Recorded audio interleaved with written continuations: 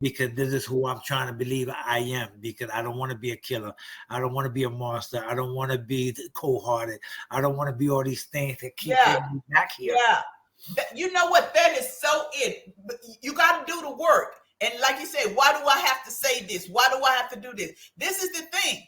In order to change, you're going to have to do some things you may not feel like doing.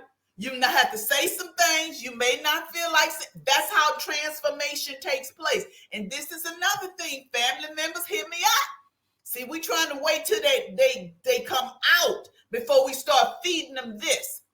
You can't wait till they get out this back gate and start saying, oh, baby, I need you to do your affirmations today. No, you better send them affirmations, not better, but you need to send them those affirmations now.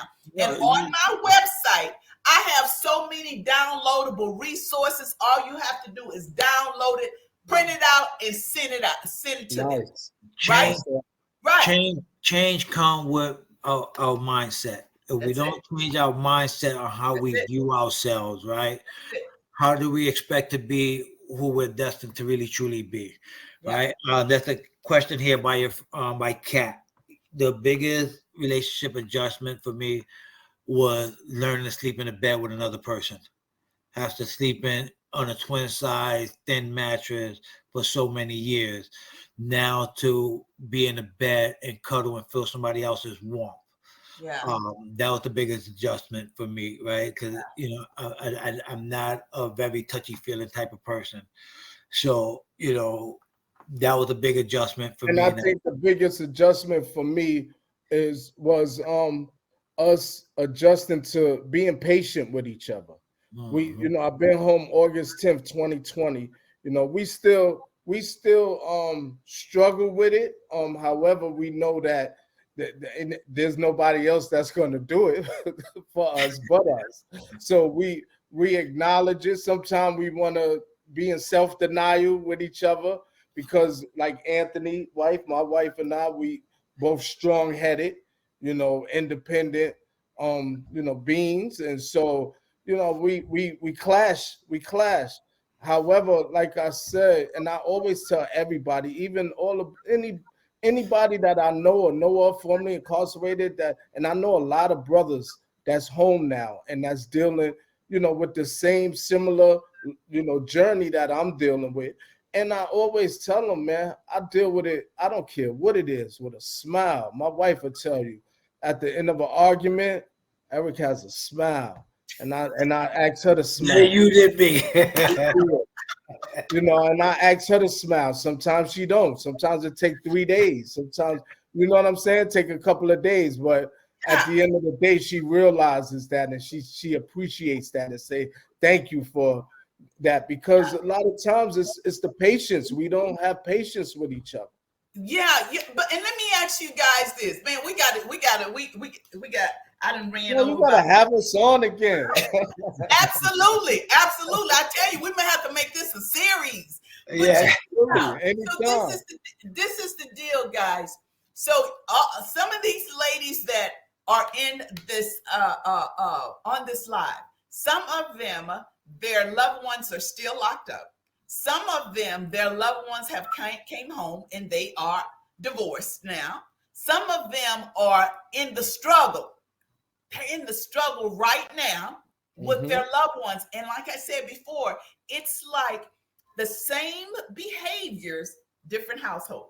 So it's the same emotional, the psychological, the mental stress. Do guys, even you just said, you talk to a lot of guys that have come home and they in the same struggle. But do you guys really understand the emotional toll that it puts on us when we're trying to support someone, right? Just like we're needing patience from you, you guys need patience for us. This new to us. Absolutely. This is so new to us. But if you really understand I'm telling you, and wives and girlfriends, sometimes we want to talk to you guys or them or whomever. We don't know how because we don't know what's going to set it off. Bingo. Right? You just hit it, Sheila. You just hit it. from my personal view, this is what I truly believe, because this is what I had to do to get to where I'm at. And this is just my experience, right? To that question with the woman that out there that's struggling with they man or they loved one still incarcerated, just coming home. I truly believe conversation, open conversation. Let's stop trying to impress one another.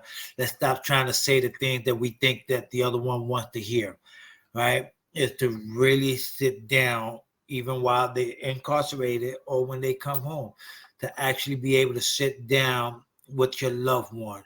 And I think it's very important, it's detrimental that you do that and explain what the expectations are. How can we communicate? What is the view and what is the vision? Where are we trying to achieve and where are we trying to go together? If those things are not in alignment, right? It's okay, have that conversation. How can y'all get in alignment? And if it's non-compromisable, that my alignment is going to stay over here and yours is over there, it's okay to say, listen, no hard feelings. Don't drag down with you, right? I would always love you. I would care for you. But if I'm trying to go over here, you're trying to go over there, and there's no meeting in the middle, why drag it out? And I think some people, for a lot of relationship, they feel because they've committed, that the girl did the time with them, or that they owe them, or the man feel, dang, I'll stand here because she held me down, right? No, it's got to be more than that. It has to be something that y'all both want to be in alignment with, right? And if it's to live in a happy life and be in a business together or work to support the family and have that dynamic, it has to be in line, because most people don't have that conversation.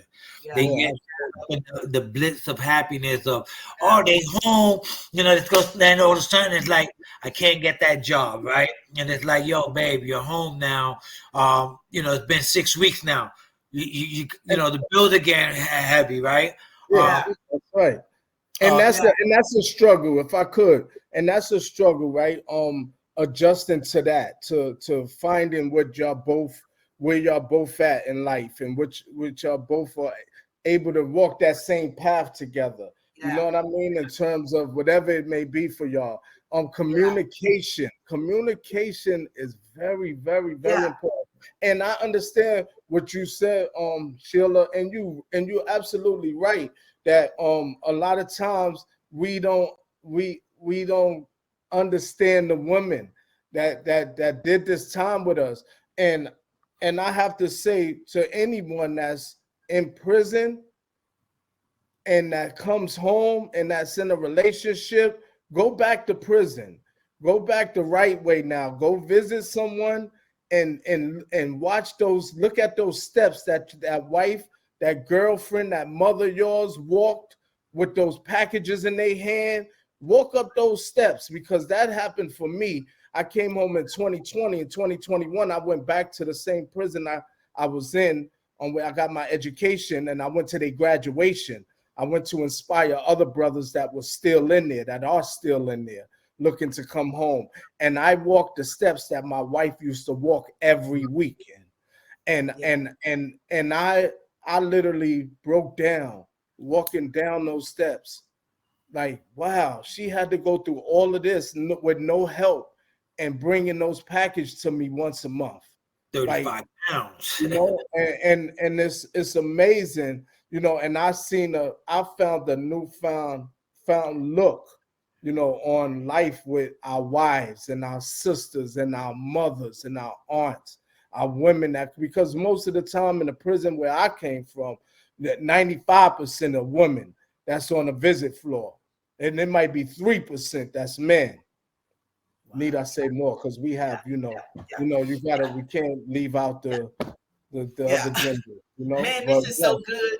This is so good. I mean, every time y'all say something, I can pull something else out of there. But we're closing. 5 minutes, 4 minutes. We close. I want to close with this. We're not closing still. We taking over. We taking this over. Man, look at here. So Anthony, you talked about communication, right? Let me tell you something. It's some brothers that come out here somewhat. When I say brothers, I'm talking about, what I'm talking about. But they don't know how to communicate, and their pride won't let them say, I don't know. I talked about that in my book. I have a chapter in my book called I Don't Know.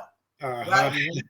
Yeah. And so we have to get them to the point where, okay, man, just have to accept the fact that you were away. You had somebody making decisions for you, so you didn't have to do a whole lot of communication. So my communication skills are lacking right now. So I don't know. Right. Well, that's where learning the hard way come in. Some people got to learn the hard way, just like we had to learn to transition ourselves and to be better persons while we were in there to come out here and be a better person. You're gonna have to, and I would dare to say therapy is definitely number one on the totem pole. To getting yourself together. Also, to go into these groups that a lot of men don't like to go to when they come home. Oh, I don't need that. I did that in prison. I don't need to go to AA. I don't need to go to anger management class. Yes, we do.